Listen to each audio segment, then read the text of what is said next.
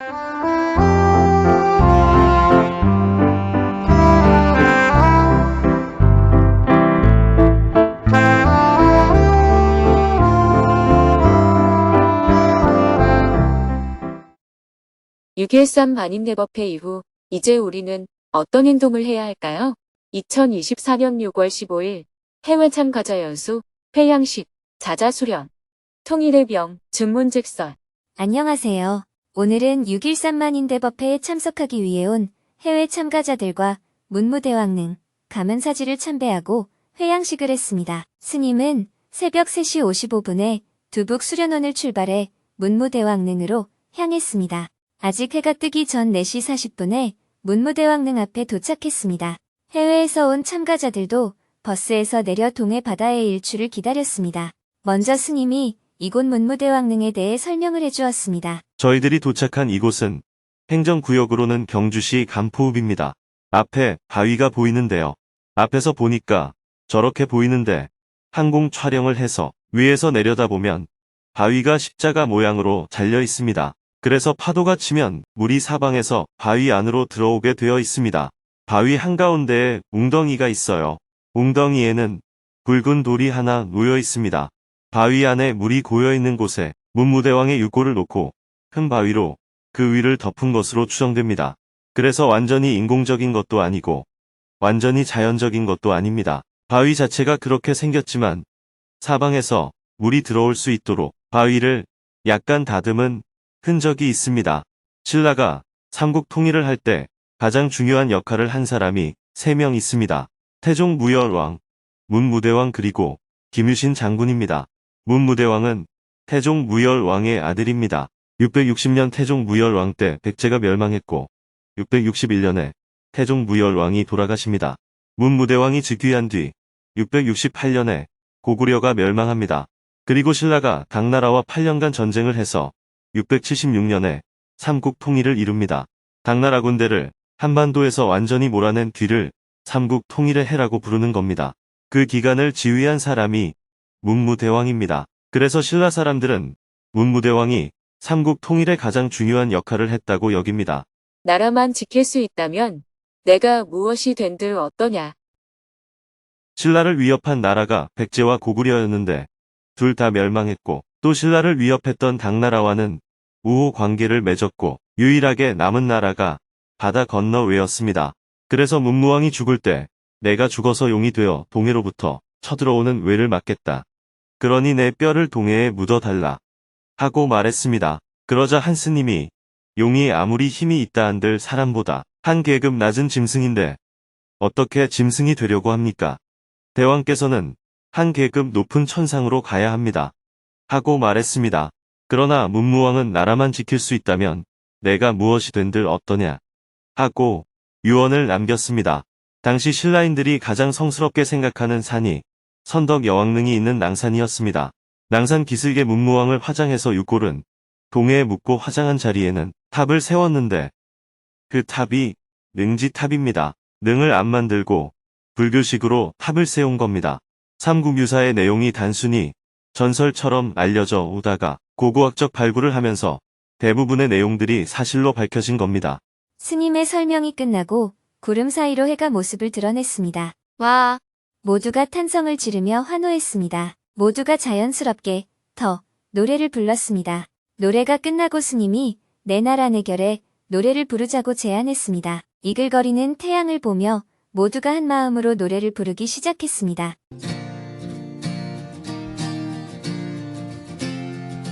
보라 동해에 떠오르는 태양 누구의 머리 위에 이글거리나 비 맺힌 투쟁의 흐름 속에 고귀한 순결함으로 든 우리 위에 보라 동해에 떠오르는 태양 누구의 앞길에서 혼이 비치나 찬란한 선조의 문화 속에 고요히 기다려온 우리 민족 앞에 숨소리 점점 커져 맷박이 힘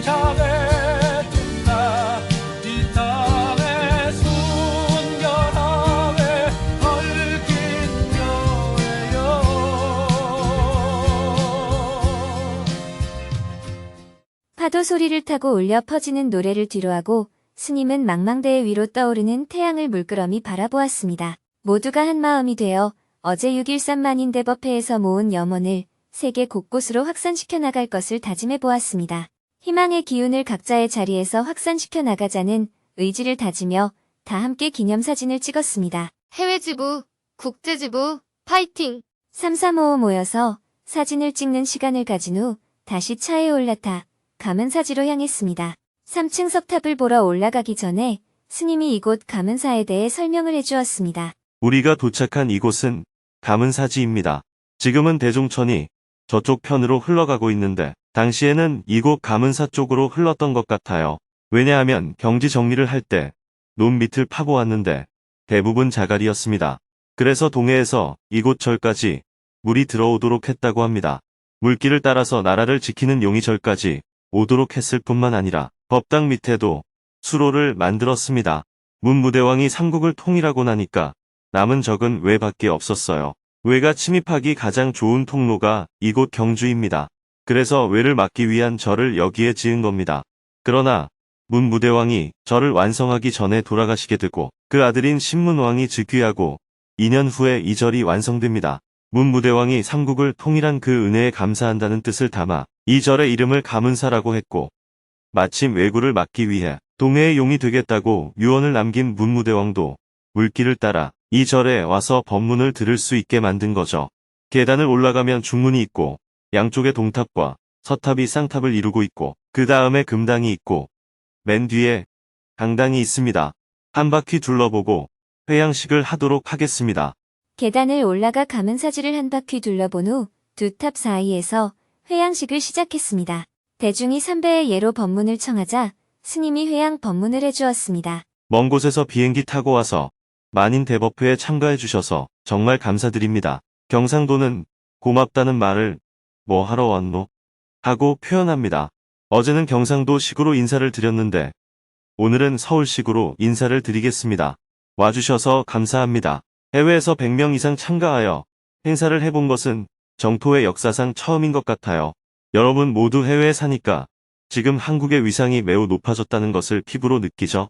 네, 그런데 국내에 들어와서 속을 들여다보면 이런 좋음이 오래가기 어려운 구조를 갖고 있습니다. 옛날에는 그 반대였습니다. 바깥에서 보면 한국은 금방 전쟁이 날 것 같고 데모로 인해 정권이 곧 무너질 것 같고 대통령이 구속되어 금방 망할 것 같았는데 국내에 들어와서 속을 들여다보면 경제는 성장하고 있고 학생들도 굉장히 진취적이고 또 학생 때는 데모를 했지만 대학을 졸업하고 나면 대부분이 회사에 취직해서 열심히 일했습니다. 밖에서 볼 때는 허물어져 있지만 내부에서는 힘이 솟았습니다. 그래서 여러 가지 장애를 잘 극복해왔습니다. IMF 외환위기가 왔을 때도 위기를 극복하고자 하는 국민들의 자발성이 굉장히 높았습니다. 과거의 노력으로 인해서 지금 한참 꽃이 피고 있는 것 같았는데 이제는 시들 때가 다 되어가는지 내부에서 많은 혼란을 겪고 있습니다. 그래서 지금 대한민국은 이 정도의 성장에 만족하고 점점 하강하는 국면으로 갈 것인가 하는 기로에 서 있습니다. 6.13 만인대법회를 하게 된 취지. 여러분들이 생각하는 것보다 사실은 전쟁이 발발할 확률이 매우 높아졌습니다. 그동안에는 북한이 도발을 해도 북한의 세력이 굉장히 약했습니다. 그런데 러시아와 북한이 군사 협력을 하면서 북한의 군사력이 매우 높아져 가고 있습니다. 러시아와 북한이 군사 협력을 하니까 우리도 위협을 느끼게 되는데 입장을 바꿔보면 한국과 미국의 군사 협력이 북한한테는 얼마나 위협적이겠어요. 한반도 안에도 군사적 충돌의 요인이 많고 국제적으로도 요인이 많습니다. 러시아와 북한이 군사 협력이 강화된 상태에서 자칫 잘못하여 분쟁이 발생하면 전면전으로 갈 수도 있기 때문에 우리는 이를 막아야 합니다. 그런 취지에서 만인대법회를 연 것이지 전쟁이 난다고 하면서 사회를 불안하게 만들려고 한 게 아닙니다. 제가 작년 9월에 미국에 갔을 때는 북한과 러시아의 군사 협력이 앞으로 여러 가지 위협적인 요인이 된다고 아무리 말을 해도 듣는 둥 마는 둥 했습니다. 그러나 올해 5월에 미국에 갔을 때는 상당히 귀담아 듣는 분위기로 바뀌어 있었습니다. 오늘 신문을 보니까 미 국무부 부장이 제가 얘기한 것과 비슷한 얘기를 했습니다. 물론 그 사람들은 공개적으로 쉽게 말을 못하는 문제가 있습니다.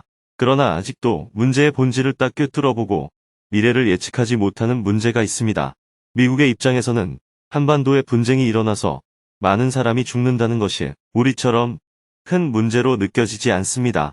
한반도에 분쟁이 생기는 게 미국의 중국 봉쇄 전략에 유리한가, 불리한가 하는 전략적 사고만 하지 사람이 얼마나 죽느냐를 중요하게 생각하지 않습니다. 그렇기 때문에 항상 자기 문제는 우리가 중심이 되어서 풀어야 합니다. 우리가 평화를 원하면 우리의 의사를 강력하게 표현해야 합니다. 한반도의 긴장을 완화하자는 한 목소리를 내기 위해 그런데 지금은 남한 정부도 강력하게 싸우자는 입장이고 한국 국민들도 이에 대해 아무 소리를 안 하고 있습니다. 국민들이 아무리 반대를 해도 정부는 계획대로 밀고 나가려고 하는데 국민들이 아무 소리도 안 하면 큰 바둑판에 돌이 될 확률이 높습니다. 그래서 우리는 바둑판의 돌이 아니고 사람이다 하고 아우성을 쳐야 해요. 남쪽에 5천만, 북쪽에 2,500만, 총 7,500만 명의 사람이 살고 있다는 아우성을 쳐야 조금이라도 고려가 됩니다. 그러려면 여야 정치인들이 국회에 모여서 한반도의 긴장을 완화하자는 목소리를 내야 하는데 지금 아무도 그런 일을 하지 않고 있습니다. 그래서 정토행자들이 한 발 앞서서 이런 우려를 세상에 얘기하고 또 실제로 위기가 찾아오면 직접 행동을 해보자는 취지에서 만인 대법회를 마련한 겁니다. 이런 뜻에 동의해서 시간도 내고 경비도 부담하고 한국까지 와주신 것에 다시 한번 이 자리를 빌어서 감사의 말씀을 드립니다. 첫째, 환경 위기가 오든 전쟁 위기가 오든 전쟁이 나든 경제가 파산이 되든 일단 나는 어떤 환경에서도 편안하게 살 수 있는 그런 사람이 되어야 합니다. 그것이 수행이에요. 그래서 아침에 일어나면 기도를 해야 합니다. 어떤 사람은 인도에 가서 어떻게 사나 도저히 못 살겠다 하고 말하지만 인도에는 이미 14억 인구가 살고 있는데 왜 못 살겠어요? 한국에 가서도 도저히 못 살겠다고 말하는 사람이 있지만 이미 5천만이 살고 있어요. 북한에 가서는 도저히 못 살겠다 하는 사람도 있지만 그곳에는 이미 2,500만 명이 살고 있어요. 그러므로 어느 때 어디를 가든 나는 그곳에서 편안하게 살 수 있는 수행자가 되어야 합니다. 둘째, 자기 내면의 힘을 어느 정도 키운 다음에는 우리 주위에 도움이 되는 일을 해야 마음속에 보람이라는 게 생깁니다. 아이 키우는 게 힘들지만 아이가 커가는 모습을 보면 마음속에 보람이 생기잖아요. 진정한 기쁨은 보람입니다. 우리나라를 위해서, 세계 평화를 위해서, 어려운 사람을 위해서 어떤 일을 하게 되면 자기 자신이 좀 뿌듯해지고 어른이 된 기분이 듭니다. 남한테 뭘 얻을 때는 고맙긴 한데 마음이 좀 쭈그러져요. 그래서 도와주는 사람 옆에 가면 고개가 숙여집니다. 그래서 여러분들도 도움을 받는 사람보다는 도움을 주는 사람이 되어보세요. 보살핌을 받기보다는 보살핌을 주는 것이 어른이 되는 길입니다. 여성에게 무슨 권리가 있느니 없느니 이런 주장을 한다고 자주적인 존재가 되는 게 아닙니다. 남편에게 지나치게 의존하는 마음이 어린애 같은 마음이거든요. 의존을 하기 때문에 불평불만을 하게 되고 질투하며 살게 되는 거예요. 불평불만을 하기보다는 감사하는 마음을 갖는 게 내가 주인이 되는 길입니다. 주인된 자세로 여러분 주위를 조금이라도 보살피는 인생을 살면 여러분도 좋고 세상에도 좋습니다. 첫째, 여러분도 다 겪었지만 해외에서 살기가 쉽지는 않지 않습니까? 그래서 해외에 사는 교민들에게 법을 전해서 자기 중심을 잡을 수 있도록 도와주는 게 필요합니다. 둘째, 한국 사람뿐만 아니라 여러분들 주위에 있는 외국인들도 이런 이치를 알아서 행복하게 살 수 있도록 하는 게 필요합니다. 그들도 세상을 이롭게 하는 쪽으로 자신의 에너지를 쓸 수 있도록 해야 합니다. 그런 의미에서 우리가 세계 전법을 하는 것이지 종교세를 확장하기 위해서 하는 것이 아닙니다. 적극적으로 홍보하고 전법을 하는 건 좋은데 강요해서는 안 됩니다. 참여하지 않는다고 그들을 미워해서도 안 됩니다. 그들을 위해서 전법을 하는 것이기 때문에 어떤 결정도 그들이 하도록 해야지 내가 원하는 대로 안 된다고 미워하고 싫어한다면 목표 달성에만 집착되어 있는 겁니다. 그러니 좀 더 가볍게 전법에 힘을 써주시기 바랍니다. 법문을 마치고 사홍서원으로 2박 3일 동안에 6.13 만인대법회 해외 참가자 연수를 모두 마쳤습니다. 3층 석탑을 배경으로 마지막 기념사진을 찍었습니다. 감은사지를 나오며 스님은 참가자 한 명 한 명과 악수를 나누며 감사의 마음을 전했습니다. 멀리서 와주셔서 감사합니다. 연수를 마친 참가자들은 각자의 처소로 돌아가고 스님은 다시 두북수련원으로 돌아왔습니다. 오전 9시부터는 두북수련원 방송실에서 결사행자, 법사단, 자자수련에 참석했습니다. 자자란 대중에게 나의 허물을 말해달라고 청하는 방식으로 승가의 청정성을 유지해 나가는 불교 의례입니다. 지역별 으뜸절마다 결사행자들과 법사단이 모인 가운데 스님에게 삼배의 예로 자자수련, 입제법문을 청했습니다. 스님은 먼저 6.13만인대법회를 무사히 마친 것에 대해 감사의 마음을 전한 후 자자를 하는 취지와 마음가짐에 대해 이야기를 해주었습니다. 결사행자와 법사단은 1년에 2차례 자자를 행하게 되는데요. 자자는 진정한 도반의 관계가 되었을 때만 가능합니다. 특히 현대사회는 프라이버시라고 해서 개인의 이런저런 문제에 대해서 말하면 간섭이나 시비로 내비칠 수 있어서 가능하면 덮어두는 것을 미덕으로 여기는 분위기가 점점 강해지고 있습니다. 그러다 보니 서로 바른 길로 이끌어주는 향마가 부족합니다. 정토회가 창립의 정신을 오래도록 지속하기 위해서 스스로 자신의 부족함이나 잘못을 살펴서 개선해 나간다면 좋겠지만 여기에는 한계가 있습니다. 나쁜 의도가 있어서가 아니라 우리의 마음은 항상 자기를 보호하는 방향으로 작동하기 때문입니다. 누구나 무슨 잘못을 하면 마음에서 저절로 나는 잘못할 수밖에 없었다 하는 변명이나 내 잘못이 아니다 하는 방어 심리가 일어납니다. 그래서 다른 사람이 나에게 어떤 문제를 제기했을 때 그것을 쉽사리 받아들이기 어렵습니다. 그러나 우리가 부처님 법을 공부하고 자신을 객관적으로 보는 눈을 점점 키우고 우리의 사고 구조가 작동하는 원리를 이해해 나간다면 스스로 알아차리고 개선하는 것을 넘어서서 기꺼이 도반의 도움을 받아 나의 부족함을 고쳐나가는 것도 해나갈 수 있습니다. 그러나 그런 관계가 되기까지는 많은 시간이 필요합니다. 형제나 가족, 심지어 부부라 하더라도 서로 자기가 느끼는 부족함에 대해 솔직한 대화를 나누기가 쉽지 않습니다. 특히 현대에 와서는 솔직하고 깊은 대화를 나누는 문화가 거의 없어졌어요. 불교 안에서도 전통적으로 내려오던 자자라고 하는 것이 아예 없어져 버렸거나 남아있더라도 형식적으로 이루어지는 수준입니다. 정토회가 수행의 원칙과 창립의 정신을 오래도록 지속하기 위해서는 각자가 처한 환경은 다르다 하더라도 우리의 지향점과 가치관을 일치시켜 나가기 위해 자자를 내실 있게 진행해야 합니다. 물론 자자가 내실 있게 진행되기 어려운 몇 가지 이유가 있습니다. 첫째, 우리는 기본적으로 상대의 잘못을 지적하고 비판하는 습성을 갖고 있기 때문입니다. 둘째, 다른 사람이 나를 지적하거나 비판하면 변명하고 방어하려는 사고 체계를 갖고 있기 때문입니다.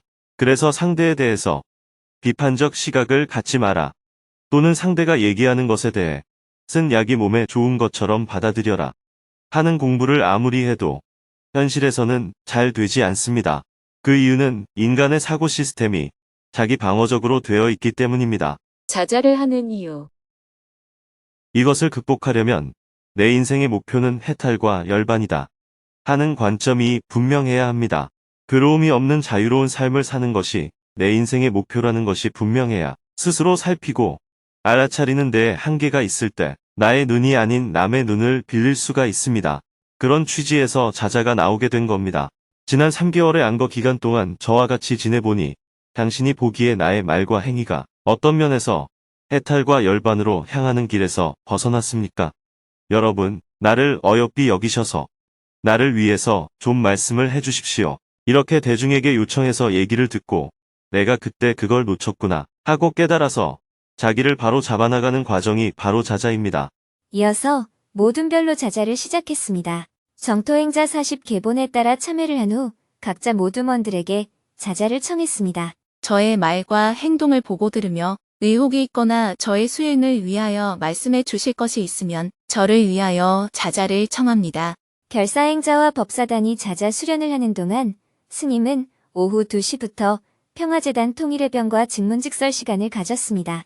통일해병들이 모두 화상의 방에 접속한 가운데 상반기 활동 영상을 함께 보고 나서 대화를 시작했습니다. 지난달에 스님이 미국 워싱턴 DC에서 한반도 평화를 위해 미국 정부, 의회, 싱크탱크 관계자들을 만나고 온 모습을 영상으로 함께 본 후 질문을 받았습니다. 남북 관계와 국제 정세의 변화, 그 속에서 통일 의병의 역할 등 다양한 질문들이 있었습니다. 그중 한 명은 6.13만인대법회 이후 통일 의병의 활동 방향에 대해 질문했습니다. 6.13 만인대법회 이후 이제 우리는 어떤 행동을 해야 할까요?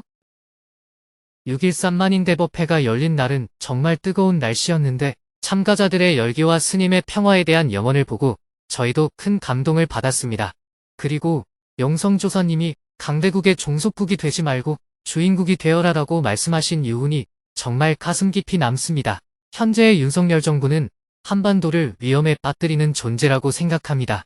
대내적으로는 갈등과 분란을 끊임없이 일으키고 있고 우리나라의 안전을 위해서는 어떠한 활동도 하지 않고 있고 대외적으로도 국민을 힘들게 하고 있습니다. 당장 전쟁에 대한 불안감이 엄습합니다. 저는 만인대법회에서 발표한 평화선언을 보고 이제 행동하는 것이 필요하다는 생각이 들었습니다. 그러기 위해서는 구체적으로 어떠한 실천이 필요한지 스님께 질문을 드리고 싶습니다. 우선 현 정부에 대해서 질문자는 국민의 입장에서 보나, 민족의 입장에서 보나, 평화 유지의 관점에서 보나, 지금 정부의 행보가 부정적이라고 했는데 그렇게 느끼는 것은 개인적 자유라고 생각합니다. 어떠한 상황을 어떻게 보는가 하는 것은 각자의 자유입니다. 그런데 우리가 어떤 활동을 혼자서 하는 게 아니라 다른 사람과 함께 하려면 사람마다 조금씩 견해가 다르다는 점도 인정해야 합니다. 다른 사람의 입장이나 견해도 존중을 해야 함께 나아갈 수 있습니다. 옳고 그름의 관점이 아니라 그 사람의 입장에서는 그렇게 생각할 수 있겠구나 하고 인정하고 이해할 필요가 있습니다. 남한은 정권이 바뀔 때마다 그 정부의 성격에 따라 대북 강경 정책을 펴기도 하고 대북 온건 정책을 펴기도 했습니다. 그런데 북한에서는 남한의 여러 정부를 겪으면서 남한의 정부가 보수든 진보든 근본적으로는 북한의 체제를 인정하지 않는다고 판단하기 시작했습니다. 특히 올해 들어와서 북한 지도자들의 생각이 이런 방향으로 많이 바뀌었습니다. 과거에는 남쪽의 보수 정권에 대해서만 비난을 했고 진보 정권에 대해서는 비교적 우호적이었다면 지금은 보수든 진보든 관계없이 남한 사람들은 북한 정부를 인정해 주지도 않고 있으니 통일의 문제를 합의해 나갈 대화 상대자도 되지 못한다고 생각하고 있습니다. 현재로서는 북한이 이렇게 결론을 내린 상황입니다. 그래서 지금은 대화 통로도 모두 끊어버리고 남한 사람들은 도저히 같은 민족이라고 할 수가 없다고 결론을 내리고 모든 곳에 통일이라는 구호와 민족이라는 구호를 없애버렸습니다. 과거에는 남한에서 늘 북한을 두고 북한이 우리의 주적이냐 아니냐 하는 논쟁이 있었습니다. 북한은 남한을 주적이라고 하지 않았습니다. 항상 북한의 주적은 미국이고 남한은 미국의 하수인이라고 바라봤습니다. 그런데 지금은 북한이 남한을 자기들과 생사를 다투는 하나의 정부로 바라보고 있습니다. 남한을 별개의 국가로 인정하되 적대 관계로 규정을 한 것입니다. 그래서 이제는 같은 민족으로 바라보는 시각도 없애버리고 통일에 대한 로드맵도 없애버리고 힘의 대결도 불사하겠다는 입장으로 바꾸었어요. 남한 정부 역시 필요하면 힘의 대결에도 응수하고 상대가 도발을 한다면 결코 물러서지 않고 무너뜨려야 한다는 입장을 갖게 된 겁니다. 현재는 남북 둘 다 상대를 무너뜨려야 한다는 관점에 서다 보니 자꾸 충돌이 거세지고 있습니다.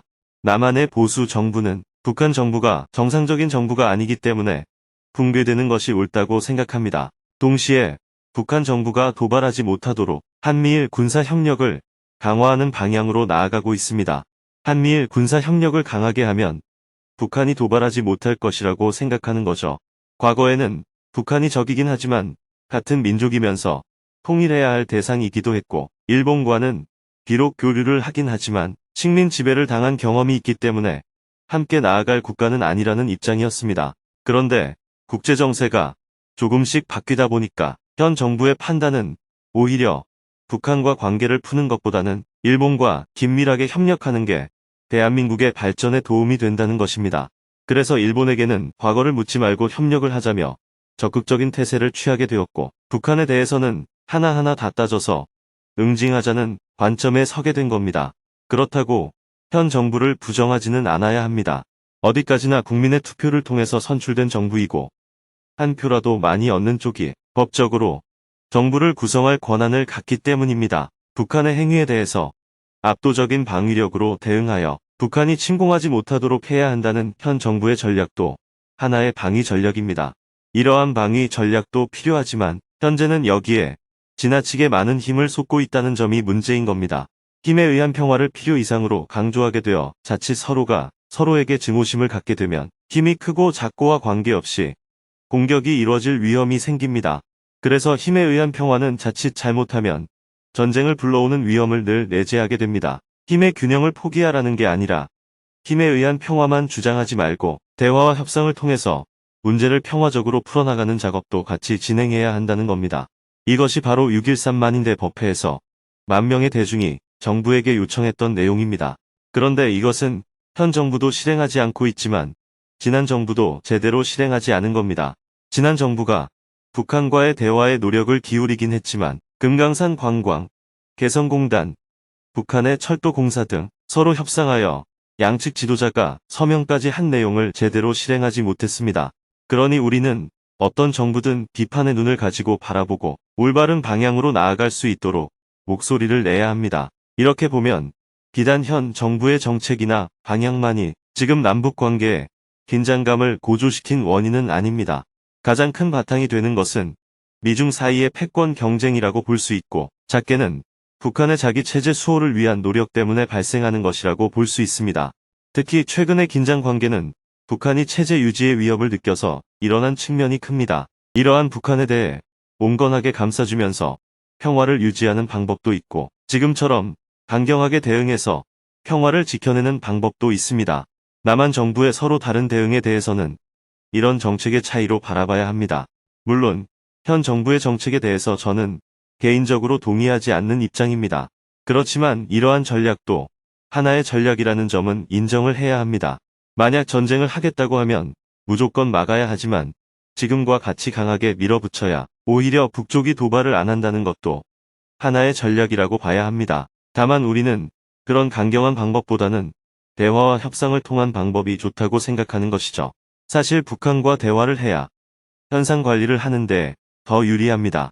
미국의 입장에서도 북한과 대화를 하는 게 북한의 위험을 관리하는데 더 좋습니다.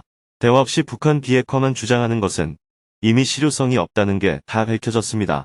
그러니 북한의 핵이 위험 요소라고 생각하면 핵 동결을 시켜야 하고 그러기 위해서는 북한이 핵을 동결시킬 만한 조건을 제시해야 합니다. 북한을 설득하기 위해서는 경제적인 지원만 가지고는 더 이상 어렵습니다. 적어도 북미 관계 정상화 정도의 카드가 있어야 북한과의 대화 속에서 핵 동결이라도 이끌어낼 수 있습니다. 그런데 지금 미국은 핵 폐기를 해야지 핵 동결만으로는 만족할 수 없다는 입장이고 북한은 체제 유지를 해야 하기 때문에 핵은 절대 양보할 수 없다는 입장입니다. 한쪽은 절대로 안 된다고 하고 다른 쪽은 죽어도 하겠다고 하니 무력 충돌을 할 게 아니라면 결국 핵을 적게 가지는 쪽으로 타협을 해야 합니다. 한쪽은 완전히 없애라는 입장이고 다른 쪽은 되도록 많이 갖겠다는 입장이니 둘 사이의 갈등을 완전히 없앨 수는 없지만 핵을 적게 가지는 쪽으로 합의를 해나갈 수밖에 없습니다. 현재까지 개발해 놓은 건 그냥 놔두고 더 이상은 개발하지 못하도록 하는 것이 타협점이 될 수 있습니다. 질문자가 말한 것처럼 현 정부가 모든 갈등의 주범이라고 생각하면 결국 현 정부는 없어져야 할 정부가 됩니다. 그리고 현 정부를 지지하는 사람들과는 적대적인 관계를 유지해야 합니다. 상대에 대해 그저 견해가 다른 사람으로 보는 게 아니라 나쁜 놈으로 보게 되는 거예요. 사실 이러한 적대적 감정 때문에 지금 대한민국 안에서도 국론이 심하게 양분되어 있습니다. 질문자가 현 정부를 부정적으로 바라보는 건 질문자의 자유지만 동시에 우리 사회에는 현 정부를 지지하고 북한에 대해서는 강경하게 대응하는 게 낫다고 생각하는 사람들이 30%가량 존재하는 것도 사실입니다. 특히 연령이 많거나 한반도의 동쪽에 사는 사람들 중에는 현 정부를 지지하는 사람들이 많습니다. 이런 점을 알아야 이 문제를 풀 때 평화적으로 풀 수가 있습니다. 그렇지 않고 저 사람들은 다 잘못됐다. 저런 사람들은 없는 게 낫다. 이렇게 생각하면 결국 힘으로 문제를 풀게 되지 평화적으로 풀어나가기는 어렵습니다. 통일의병은 어떠한 문제든 힘으로 해결하지 않고 평화적으로 해결한다는 전제 하에 모인 사람들이기 때문에 우리는 힘에 의한 방식을 선택할 수가 없습니다. 대신 다른 사람들은 그러한 방법을 선택할 수 있다는 것을 인정해야 합니다. 어떤 사람들은 심지어 전쟁을 통해서 이 문제를 해결하자는 관점을 가질 수 있다는 것도 인정을 해야 합니다. 지금 우리가 할 수 있는 일은 그리 많지 않습니다. 막상 전쟁이 일어나는 상황이 되면 너도 나도 다 뛰쳐나와서 반대를 하겠지만 지금 대한민국 사람들은 얼마나 긴장이 고조되고 있고 전쟁의 위험이 도사리고 있는지 잘 모릅니다. 오히려 장사가 잘 안 되고 월급이 적고 아이들 키우는 것에만 관심이 있지 전쟁이 일어날 가능성에 대해서는 생각을 거의 안 하고 삽니다. 우리가 길거리에서 계속 전쟁 반대를 하면 사람들이 오히려 우리를 보고 사회 불안을 조성한다며 부정적으로 바라볼 확률이 높습니다. 그래서 지금 통일 의병들은 이 문제의 본질을 꿰뚫어 보는 학습을 하고 인식의 폭을 넓히는 시간을 가질 필요가 있습니다. 그렇다고 겉으로 가만히 침묵만 하고 있는 게 아니라 주변에서 할 수 있는 작은 행동이라도 해나가야 합니다. 스님은 워싱턴에 가서 정부 관리들에게 호소도 하거나 대중을 모아서 이야기도 하지만 여러분 개개인은 그럴 수 없잖아요. 평화 운동을 하는데 기부금을 낸다거나 1인 캠페인을 한다거나 주말마다 지역을 정해놓고 정기적으로 시민들에게 의식을 계몽할 수 있는 전단지를 나눠준다거나 이 문제의 본질을 볼 수 있는 영상을 온라인상으로 전파한다거나 여러분 개개인은 이런 일들을 할 수 있다고 생각합니다. 나아가 통일의병 모임에서는 사람들을 많이 모을 수가 있잖아요. 그 정도 규모에서 진행할 수 있는 효과적인 캠페인이 무엇인지 고민을 해봐야 합니다. 그렇지 않으면 평화적으로 문제를 푼다는 데의 뜻을 같이 하는 다른 시민단체와 연대하는 방법도 있습니다. 우선 통일의병을 확대하기 위한 교육사업을 진행해 나가야 하고 각 지역과 지부에서는 그 지역의 역사 현장을 답사하여 국민들의 의식 수준을 높이는 활동을 해나가야 하고 주말마다 특정한 지역을 정해서 캠페인을 하는 방법도 연구해 봐야 합니다. 이번에는 용성도사님의 탄생일에 맞춰서 행사를 진행했는데 연말까지도 이러한 긴장 관계가 계속 고조된다면 광화문에서 평화 행진을 해야 할 수도 있습니다. 우선 미국 대선의 결과를 지켜보고 그에 따라서 미국의 대표단을 파견하여 설득하는 방법도 있고 국내의 여론을 바꾸는 활동을 할 수도 있습니다. 정치인들을 설득하여 국회에서 한반도 평화 결의안을 채택하도록 하고 이를 국제사회에 호소하는 방안도 있습니다. 정부가 하지 않는다고 욕만 할 게 아니라 현 정부가 하지 않으면 적어도 의회라도 나서서 한다는 걸 보여주는 것도 좋은 방법입니다. 지금 국회 주요 상임위원장을 차지하기 위해 일방적으로 추진한다고 나라가 시끄러운데 저는 숫제 일방적 추진을 하려면 한반도 평화선언을 일방적으로 추진하는 것이 더 긴급하고 실효적이라고 생각합니다. 이렇게 하도록 사람들을 설득하는 게 우리가 해야 할 일입니다. 개개인이 할 수 있는 일은 아직 많지 않은 상황인데 대신 온라인상에서 여러분들이 평화를 위한 좋은 글을 전파시키는 것도 좋은 행동입니다. 우크라이나에서 얼마나 많은 사람들이 전쟁으로 인해 목숨을 잃었는지, 가자 지구에서는 또 얼마나 많은 사람들이 학살되었는지 이런 내용들을 공유해서 평화를 지켜내는 게 정말 중요하다는 것을 시민들에게 알려나가는 것이 우리가 해야 할 일입니다. 대내적으로는 한국 정부를 설득하는 게 우리가 해야 할 일이고 한국 정부를 설득하기 위해서는 활발한 캠페인이 필요합니다. 제가 미국을 방문하여 많은 사람들을 만나는 이유도 미국의 대북 정책을 바꾸어서 전쟁이 일어나는 것을 멈추게 할 수 있지 않을까 하는 가능성을 염두에 두고 있기 때문입니다. 만인 선언을 하는 이유도 지금은 성명서 하나 낸다고 해서 사람들이 관심을 가지지 않기 때문입니다. 많은 사람들이 모인 대회 형식을 빌어서 더 많은 사람들에게 우리의 메시지를 알리고자 하는 것입니다. 혼자서 성명서를 내는 것보다는 만인이 모여서 우리가 이런 결의를 했다는 걸 다양한 매체에 계속 내보내는 것이 훨씬 효과적입니다. 이렇게 여러 가지 채널을 통해서 사람들에게 평화의 중요성을 알리고 그 사람들이 또 평화에 대한 행동을 하도록 유도하는 것이 우리가 계속해 나가야 하는 일입니다. 감사합니다. 잘 알겠습니다. 계속해서 질문들이 이어졌습니다. 2시간 동안 대화를 나눈 후 다 함께 기념사진을 찍은 후 생방송을 마쳤습니다. 잠시 휴식을 한 후 오후 4시 20분부터는 자자수련을 하고 있는 결사행자, 법사단과 증문즉설 시간을 가졌습니다. 참여와 자자를 하면서 각자 계율에 대해 궁금한 점들을 묻고 다시 관점을 바로 잡을 수 있었습니다. 더 이상 질문이 없자 스님은 결사행자와 법사단을 위해 회양 법문을 해주었습니다. 오늘 여러분 모두가 호살과 상호 간의 자자를 했기 때문에 승단은 청정함을 얻었습니다. 여러분 개인도 다 청정함을 얻었습니다. 이것으로 자자법회를 마칩니다. 이어서 결사행자와 법사단이 앞으로 함께 연구하고 고민해야 나가야 할 과제를 이야기해 주었습니다. 앞으로 법사단에서는 자자 법회를 어떤 방식으로 하면 좋겠는지 깊이 연구를 해보면 좋겠습니다. 요즘은 모든 교육, 회의, 수련이 온라인에서 대부분 이루어지고 있습니다. 온라인에서는 개인이 갑자기 눕거나 하는 것은 알 수 있지만 실제로 일상생활에서 여러 가지 계율을 어겨도 서로 알 수가 없습니다. 24시간 같이 지내면 서로 이해할 건 이해하고 또 문제가 있으면 말해줄 수가 있는데 온라인에서는 그것이 어렵습니다. 그래서 자자가 수박 겉핥기식으로 흐르게 되면 첫째, 배움이 없을 수가 있고 둘째, 시비심으로 잘못을 지적하여 서로 상처받기가 쉽습니다. 문제를 덮어두고 가면 배우는 게 없고 들춰서 얘기하다 보면 상처를 받게 됩니다. 그래서 자기를 깊이 성찰하거나 진정한 도반의 관계를 맺는 것이 어려워집니다. 요즘은 온라인 기술의 도입으로 삶의 방식도 크게 달라졌습니다. 인도의 걸식 문화가 중국에 와서는 바로 공양으로 계승이 되었듯이 온라인상에서는 어떤 내용으로, 어떤 방식으로, 어느 정도의 시간을 들여야 자자의 원래 의미를 살려낼 수 있을지 연구를 해야 합니다.